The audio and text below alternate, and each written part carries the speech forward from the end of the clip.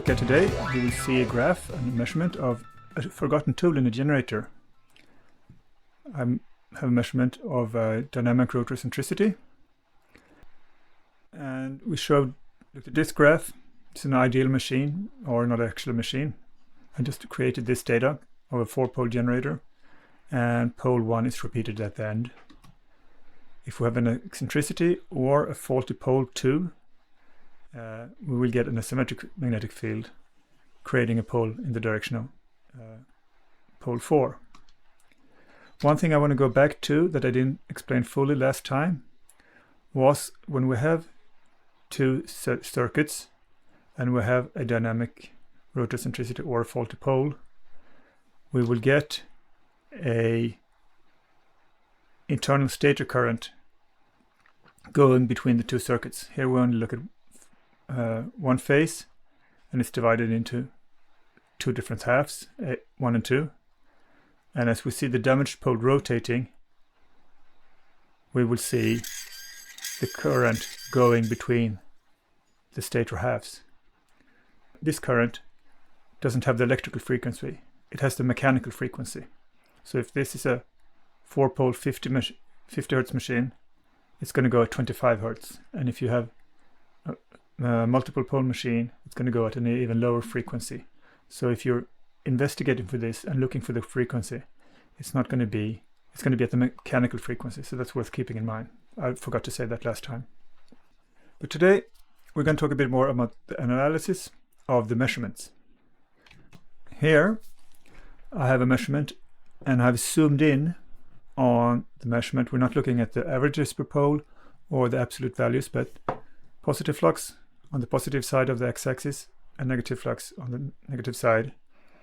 And this is quite nice resolution, so you can see the damper rods. There's 3 damper rods in each pole, and since copper doesn't conduct magnetic flux very well compared to steel, you will see the reduction in the flux density for each of the 3 rods.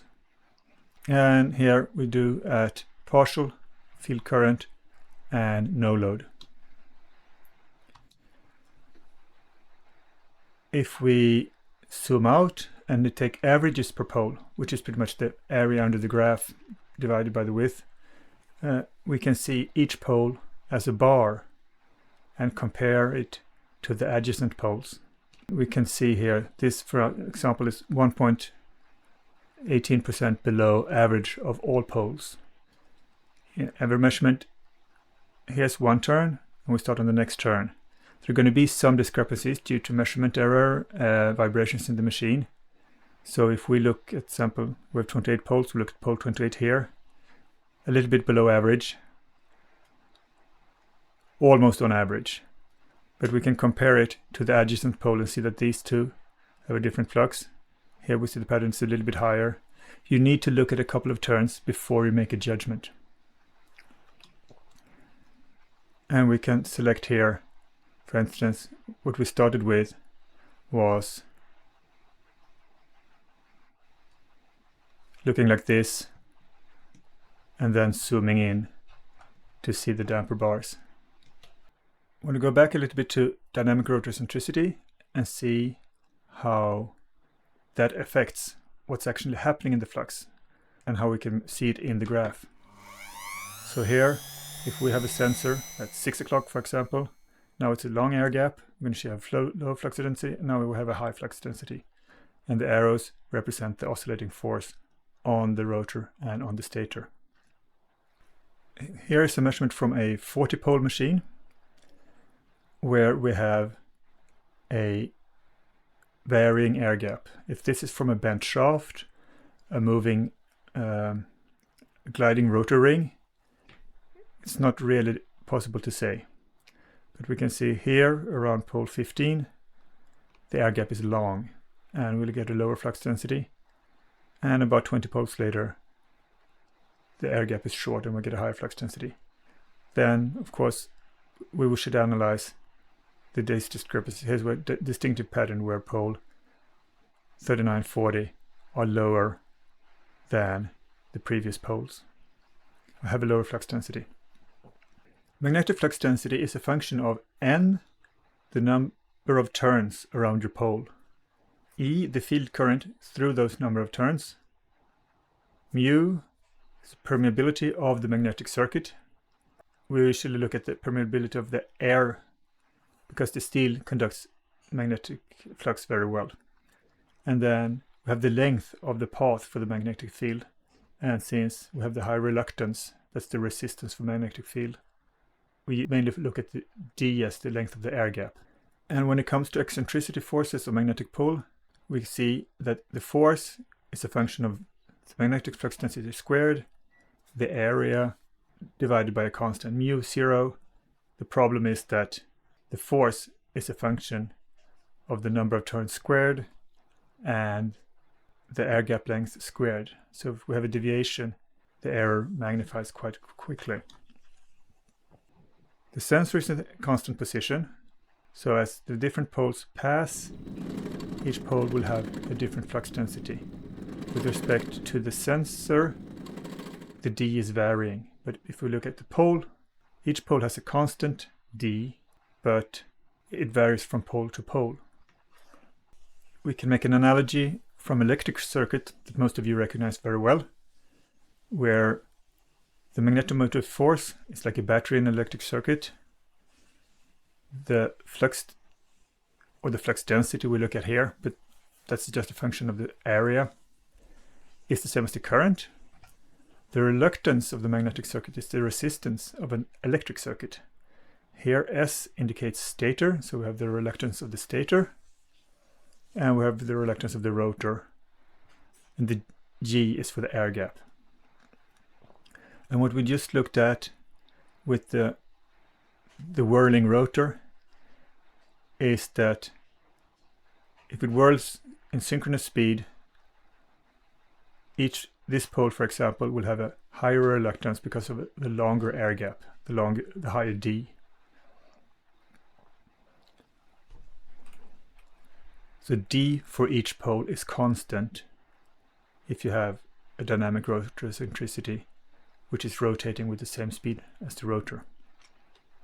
If we have a static eccentricity, we have a constant pull in the same direction, which will make the shaft pull at the general bearings all the time, creating a thinner oil film in that direction, while with the whirling rotor, the thinner oil film will rotate. So here we have at 6 o'clock the constantly smaller air gap. And what does this look in the equations and in the measurement? If we have one sensor in one position, this will not show. I'll go back, which you shouldn't do in a presentation. Regardless of where we put the sensor, it will see all poles having the same flux density. So here we won't see it very much, but we can still explain what's happening with the rotor and the magnetic flux that the rotor experiences. Here, the D is constant for the sensor. So the sensor is seeing constant, or of course it varies with each pole, but the average for each pole is going to be the same, the flux density. So we're going to have a force in one direction. And in the magnetic circuit, it's going to be not that one pole has a constantly higher reluctance. It's going to vary around the turn. So this is going to be a function of where the pole is on its rotation around on the revolution. And the result is we get a magnetic pole that oscillates in the rotor. In the pole. The pole, when it has a short air gap, is going to have a stronger magnetic pole, and then when it has a long air gap, it's going to have a weaker magnetic pole. So you will get an oscillation on the wedges holding the pole through to the stator rim. But the stator will not see the same oscillation. That's the static eccentricity. Here, this pole will have a stronger magnetic pull, and 180 degrees later it will have a weaker magnetic pole. I showed this image in the end of the previous webinar, and this is actually a real measurement. I did it 10 years ago. The owners here had problems with the machine. They could not magnetize it up to nominal field current because it tripped on internal stator currents. This was a machine, a 14-pole machine with 2 stator circuits. I think it was 2, might have been more, but I think it was 2 because it was not a very big machine. And of course, as they magnetized, turned up the magnetization, started to get a higher and higher field current, and then it tripped, and also the vibrations increased. They had looked for roundness errors and everything they thought. They hadn't been working on it for a while, so this error just turned up. They were ready to take it apart and send it to the workshop. And we measured the magnetic flux in the air gap. What was happening here? The air gap was constant. We didn't have any oscillating rotor or anything like that. Maybe some, through as we magnetized, we got a force that pulled on the rotor, giving the vibrations. But it was not the cause of the asymmetric magnetic flux we measured. So the path length and the permeability didn't change. The field current didn't really change, but what had changed, I'm going to show you soon, was the number of turns in the machine. Not that they had started to unwind the pole. Magnetic flux was symmetric around the turn for the poles, as you could see. What caused this was a tool, a small 19mm socket, and they had been working on this machine for years. But somehow this tool had been left, and after a couple of years it had worn through the paint. I forgot to tell you that they didn't see this on pole drop tests, like impedance measurements, where you put a AC current over the entire field winding and measure the voltage drop over each pole. Because at standstill, this socket did not make the connection with the turns on the rotor poles. During speed, the socket caused a short circuit. So while we mechanically had the full number of turns on the poles, most of the current didn't go out all the way. Here to the right, here's the connection for the damper winding, but underneath here is the connection, if I could interpret this correctly, for the field winding.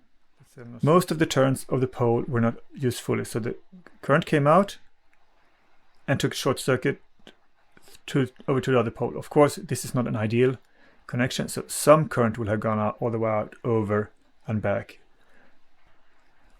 The total magnetic motive force for this was not full because the number of turns was reduced. And this was for 2 poles. I haven't redrawn the circuit because it gets a bit more complicated if you're going to say that it wasn't the flux that took the shortcut. It was the current building up the magnetomotive force that took the shortcut, reducing the B, or the total flux, for 2 of the poles. One of the guys at the power station took a broomstick, removed the socket, we started up the machine, and it worked like a dream. It was a good day to be able to help them. And they were happy to avoid disassembly. I intend to have another webinar where I will talk about making measurements and talking a little bit about how to mount sensors